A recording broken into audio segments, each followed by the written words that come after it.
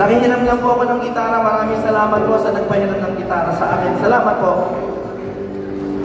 Ang title po ng kanta to, ang pamagat ay Tunay na Laya. Bago po kumanta, isang tanong. Malaya po ba ang Pilipinas ngayon? Malaya po ba si Pastor Kibul? Si Colonel Trialdo, malaya po ba? Malaya po ba tayo sa kahirapan? Ang mga vlogger, malaya ba magsalita? Hindi! Pagdating po ng eleksyon, magwawakas yan at lahat tayo ay laban.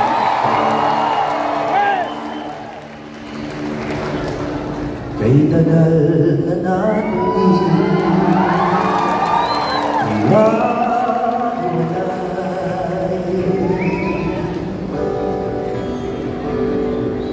kampi-kampi, away-away. Wala copyright yan. Wala. I-post ko na pala doon. Kanina yan eh. Tingnan mong tunay ang buhay ng masa, malayo sa malaya. Kay tagal pa natin magsasama-sama, simula pa lamang kumbaga sa drama. Ang kinabukasan gaganda ang kulay, kung sangayon tayo sa tunay na kalayan, pinaglalaban ang kalayan, may kabayaran. Nararapat lumaban isang pinuno, ang supli ng bayan, masunuring puso. Kung sabay-sabay natin mahalin ang tuntunin, makakamit na ng bansa ang tunay na laya. Tunay na laya.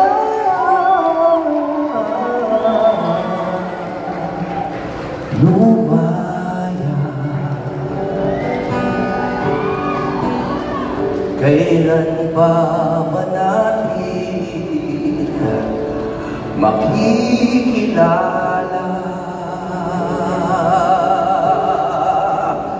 kung sinong kaaway, kung sinong kasangga?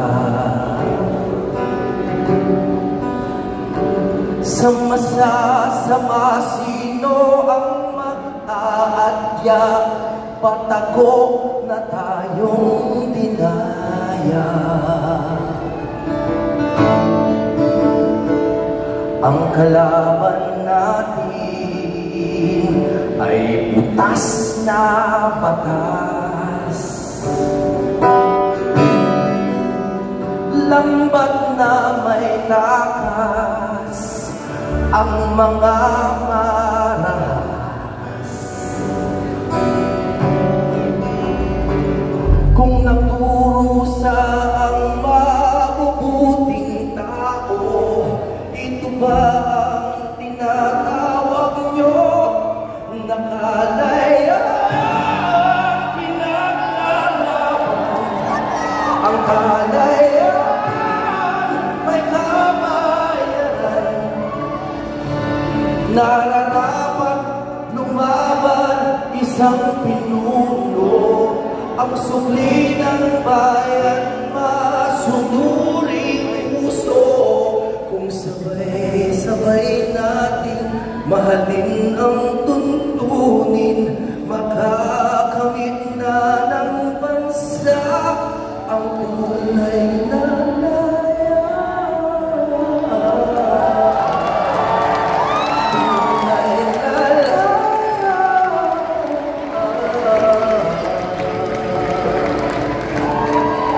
Pastor, lumaya.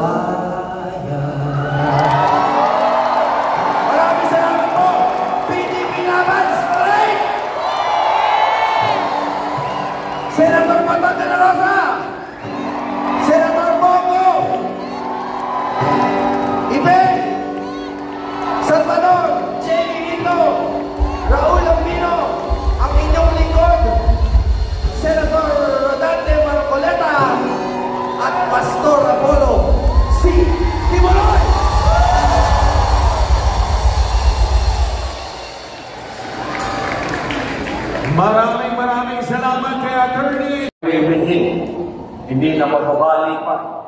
Hindi na pwedeng i-bribe ng pera. Hindi na pwedeng takutin pa.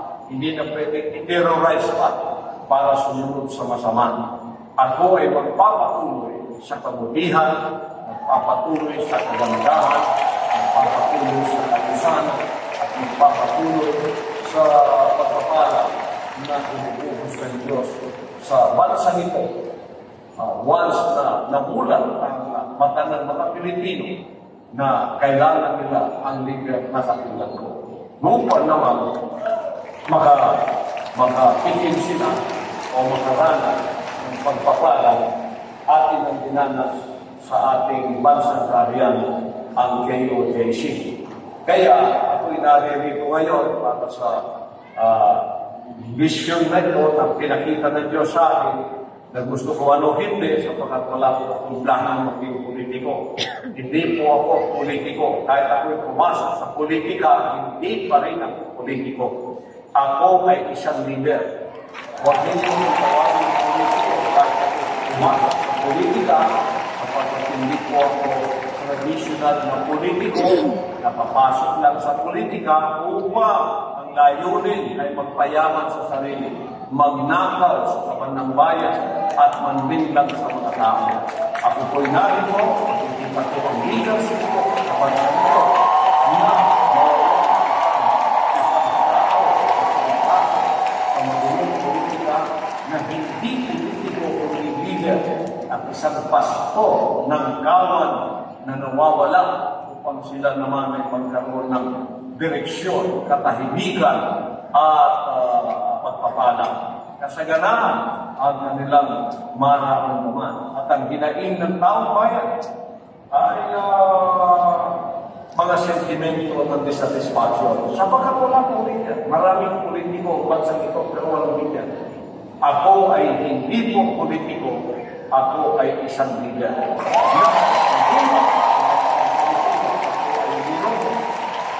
Daran tayo, bottom up,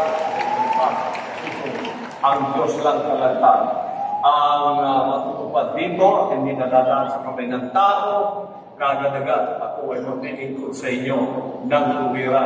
Pero dadaan pa tayo, ako'y nananalangin, sana mabuksan ang mga mata ng tao para makita nila ang leadership ng anak ng Diyos na naranasan ng Panginoon ng bansang kaharian.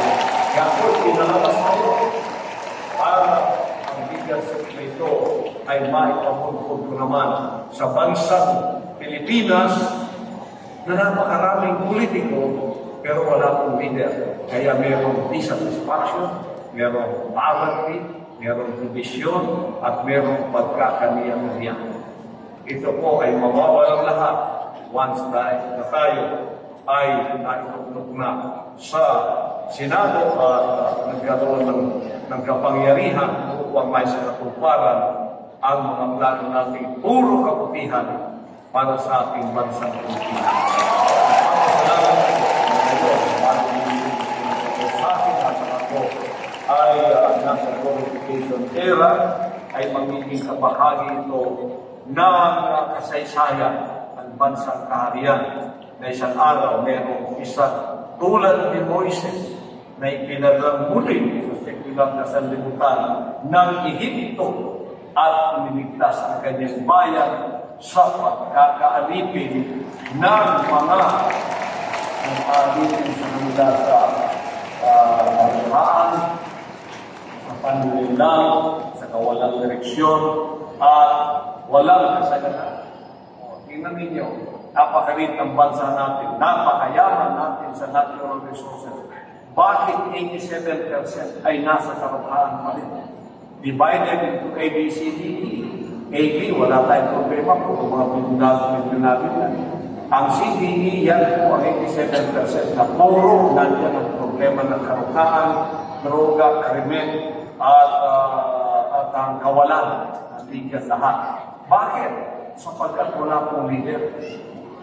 May paminsan-minsan leader tulad ng ating Pangulong Duterte. Ngunit 6 na taon, matapos ng 6 na taon, balik na naman tayo sa cycle ng kaguluhan, sa cycle ng awayan, ng barayan, ng iskandalo, ng pera, pag-uusapan, dapat ang pag-usapan natin, ang pera pumunta, napagaganda ng ating mga daan. Kahit saan ka pumunta, pwede ka mag-post nagkakabit-kabit na ating mga isla. Meron tayong bullet train. Papuntang gusto ko. Hindi nyo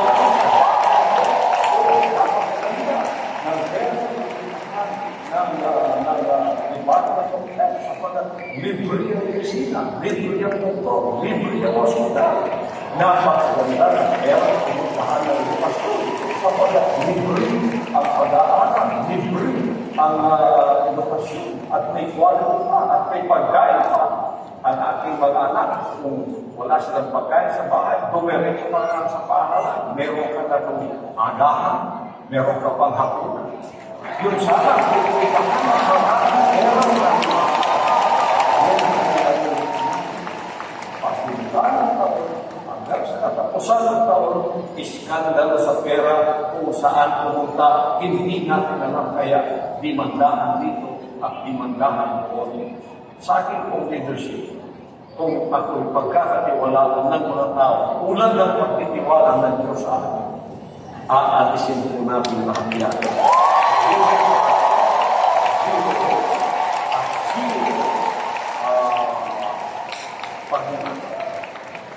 Pera ng bayan. Ako ang magbabantay sa aming budget ng pera ng bayan. Ako ang nananalig na karontay ng Presidente na tulad ni Inday Sara, ating Vice Presidente, nagkakaroon tulad ng ating kapanalig. Ako'y aalalay sa bagay na yan. O ako naman ang pagkakalobalan ng bagay na yan, lalo ninyong makikita